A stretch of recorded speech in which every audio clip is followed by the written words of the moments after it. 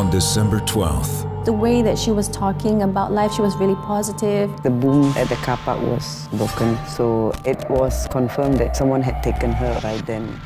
Premiering on December 12th at 10 p.m. on Crime and Investigation, The Murder of Canny Ong is a brand new documentary about the brutal murder case of an innocent Malaysian woman that shook the region.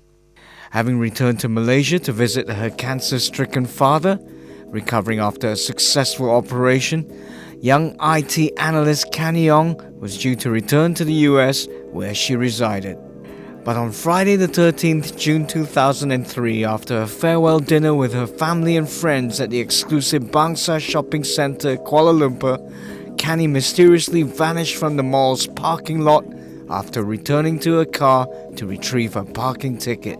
CCTV footage of the parking lot on the night of her disappearance revealed her to be a victim of a kidnapping. That was to be the last time her loved ones saw her alive. Following days of investigation by the police, Canny's charred body was found in a manhole near a highway just outside Kuala Lumpur. She had been tortured, murdered, then burnt to death by her abductor. After a thorough investigation with the help of forensic findings, the police managed to capture Canny's murderer, Ahmad Najib Aris, a 27-year-old aircraft cabin cleaner.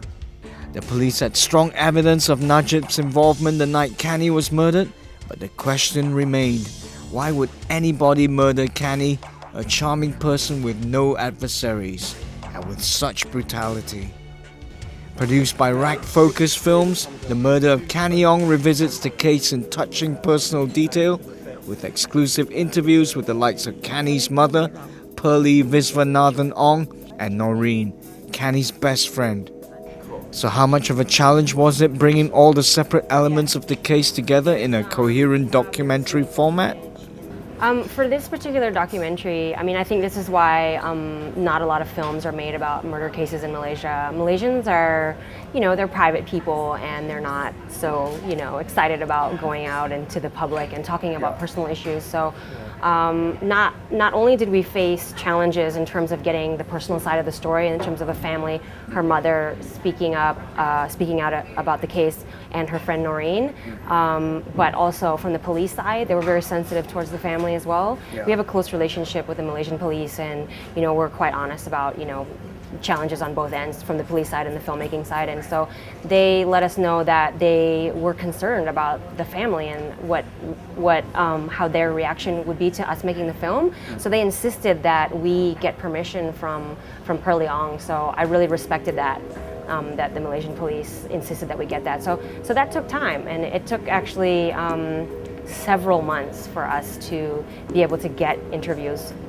with Pearlie Ong and Noreen. So it took a long time and a lot of talking and a lot of convincing. Also interviewed for the documentary was Haji Abu Bakar bin Mustafa, the retired CID chief who led a special task force of Malaysia's best investigators in bringing Canny's murderer to justice. I take this documentary not for pride or publicity, but as a very senior police officer, a retired senior police officer, I still have the crime prevention blood in me. Okay? So I take this documentary as an awareness program to the public. It's one of the factors that the Royal Malaysian Police have been pressing on to create an environment where people are aware of safety against crime. So there's my stand on this documentary. Criminologist, psychologist Dr. Gashina Ayu Mat Saad studied the Canny Ong case in detail and gives viewers a fascinating insight into the mind and motivations of a sexual offender and murderer in the documentary. I was quite encouraged actually that a production film will come forward to do something like this. I feel that it is very much necessary, especially for the Malaysian population, at-risk people, talking about women and young children, to be aware that they must take care of their own safety regardless of how well you think you can do in sports or in what do you call it, self-defense, things do happen. So we need to understand not only from the offender's perspective, but what goes on for the survivors of such incidents. So even though it has been a couple of years since the incident, I'm sure the family members, her friends also still remember her. And still, some of them may be in denial that she's no longer with them because of the horror that they had to go through.